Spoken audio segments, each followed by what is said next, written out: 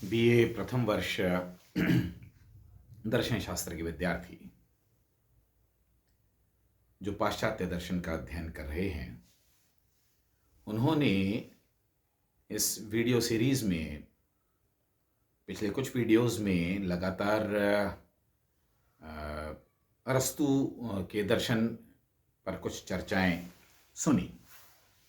मैंने पिछले वीडियो में आपसे ये बताया था कि हम ग्रीक दर्शन का अध्ययन की एक कड़ी को पार करके अब जो दूसरे खंड हैं उनमें हम प्रवेश करेंगे, और अब हम आपके सिलेबस के अनुरूप एक स्कॉलिस्टिक दार्शनिक जिसका नाम थॉमस एक्विनास है, उसके विषय में कुछ चर्चा प्रारंभ करेंगे। लेकिन मैं एक्विनास के विषय में आपसे बात करूं उससे पहले मुझे ऐसा आवश्यक प्रतीत होता है कि मैं उस दौर के विषय में, उस युग के विषय में जिसका प्रतिनिधित्व थॉमस एक्विनास जैसे दार्शनिक करते हैं, का आपसे कराना मुझको चाहिए। स्कॉलिस्टिसिज्म क्या चीज है? स्कॉलिस्टिसिज्म हम एक स्कूलवाद, या जिसका एक रफ ट्रांसलेशन करें तो हम उसे एक मठवाद के रूप में देख सकते हैं। तो ये कौन से मठ हैं? क्या मठ हैं ये?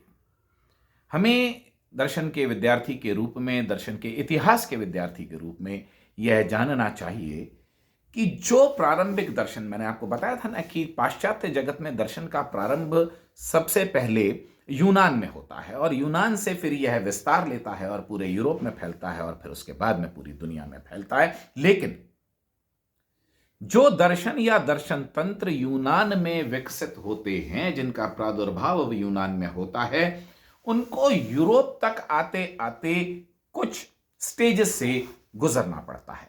सीधे के सीधे क्रिश्चियन वर्ल्ड में या ईसाई जगत में यह दर्शन नहीं आए। सबसे पहले अरब लोगों ने इनका अध्ययन किया और यूनानी भाषाओं से इनके ट्रांसलेशन अरेबिक में हुए, और फिर उन अरेबिक को यूरोप के लोगों ने अपनी भाषाओं में ट्रांसलेट किया, यानी कि अरेबियन मीडिएशन के माध्यम से यह दर्शन ईसाई जगत तक पहुंचे। ईसाई जगत कैसा जगत है? जब हम प्लेटो अरस्तु की बात करते हैं तो हम ये कहते हैं कि हम ईसा के, जब हम थेलीस की बात करते हैं तो हम ये कहते हैं कि ईसा से 650-700 साल पहले जाते हैं, और सुकरात और प्लेटो और अरस्तु का टाइम आते आते भी हम ये कहते हैं कि हम ईसा से करीब करीब 300-250 वर्ष पहले तक की बात कर रहे हैं।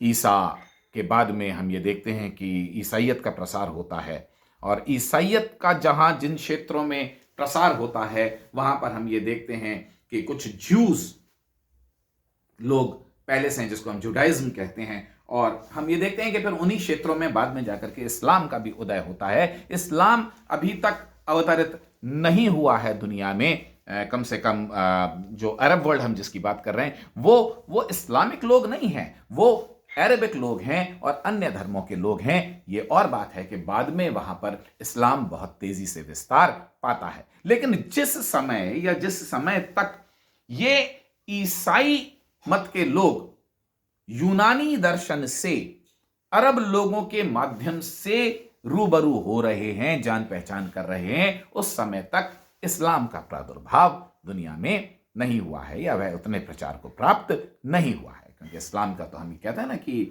7वीं शताब्दी से बात हम करना शुरू करते हैं। खैर, मैं उस इतिहास में नहीं जाऊंगा। हम सिर्फ अभी ये देखेंगे कि जो ईसाई जगत है वह पाश्चात्य दर्शन से को किस रूप में ग्रहण करता है, और उसकी स्वयं की प्रचलित मान्यताएं क्या है।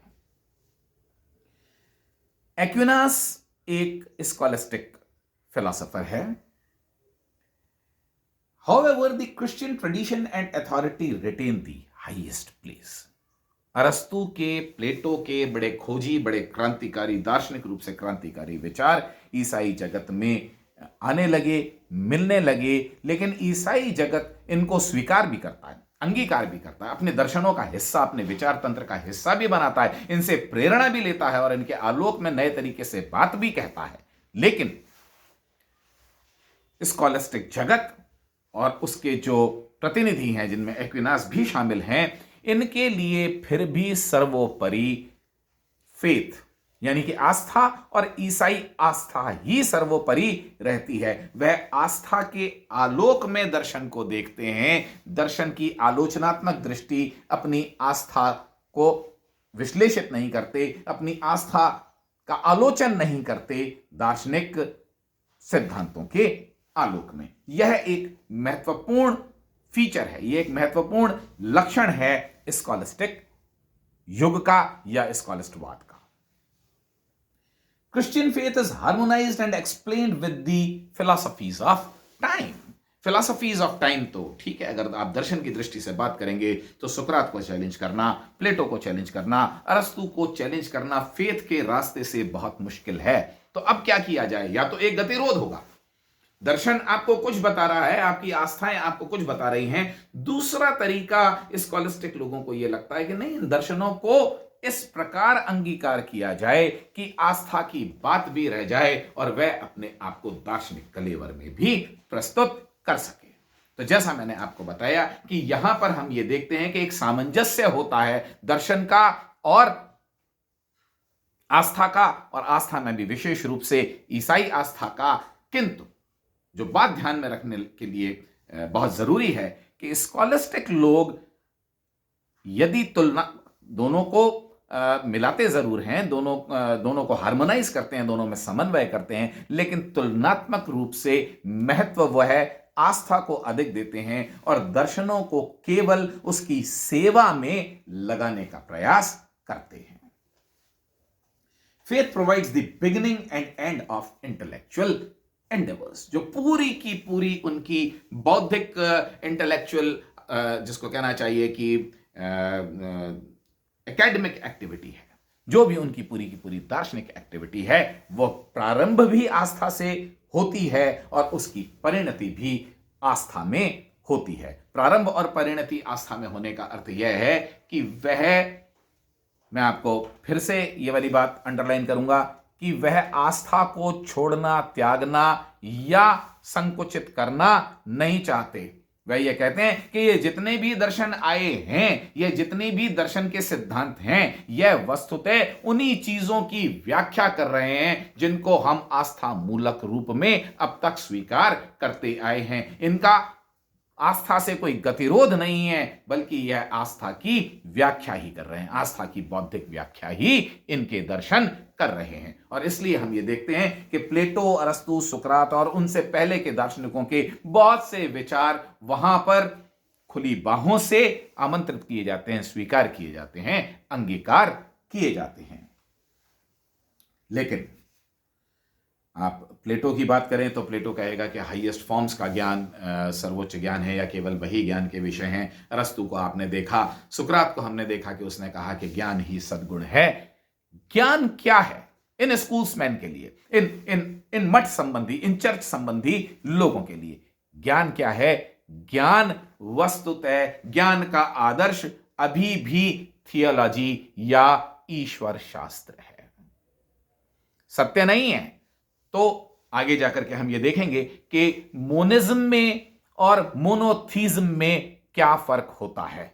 और स्कूल्समैन जो हैं, जो स्कॉलिस्टिक युग है, वह पूरी तरह से मोनोथीज्म को समर्पित है, वह मोनिज्म को समर्पित नहीं है। मोनोथीज्म एक प्रकार से कुछ आस्था मूलक, उसका झुकाव आस्था की तरफ है, जबकि मोनिज्म का झुकाव आस्थाओं से ऊपर हट करके, आस्थाओं को का एब्स्ट्रैक्शन करते हुए, संपूर्ण विश्व में जितनी भी आस्थाएं हैं उनका एब्स्ट्रैक्शन करते हुए तत्व की ओर या द्रव्य की ओर है। तो यहां पर हम इतना अवश्य देखेंगे कि एक तरफ तत्व है और एक तरफ तत्व या ईश्वर है, सब्सटेंस जिसको कहा, और दूसरी तरफ ईश्वर है। एक तरफ आस्था है और दूसरी तरफ रीजन है। यद्यपि स्कॉलिस्टिसिज्म आस्था को और रीजन को बहुत हद तक समन्वय करने का, दोनों के मध्य समन्वय करने का प्रयास करता है। एक लंबी परंपरा रही स्कॉलिस्टिसिज्म की, हम अर्ली स्कॉलिस्टिसिज्म, मिडाइवल स्कॉलिस्टिसिज्म और फिर एक लेटर स्कॉलिस्टिसिज्म कहते हैं, और यह रेनेसां तक ये एक युग निरंतर बना रहता है और इसके बाद में फिर एक रेनेसा होता है। वो सब इतिहास की बातें हैं। हम इन सभी चीज़ों की चर्चा शनै शनै करते जाएंगे जैसे जैसे हमारा सिलेबस अनफोल्ड होगा। एक्विनास मिडाइवल स्कॉलस्टिसिज्म के प्रतिनिधि उभरते हैं। उससे पहले सेंट एंसेल्म की बात हम इतिहास में निकली है, वो हमारे सिलेबस का विषय नहीं है। उनके बाद में भी स्कूल्समैन हुए हैं, लेकिन थॉमस एक्विनास एक महत्वपूर्ण स्कूल्समैन या स्कॉलस्टवाद के प्रतिनिधि हैं। आगे की चर्चा आगे के लिए।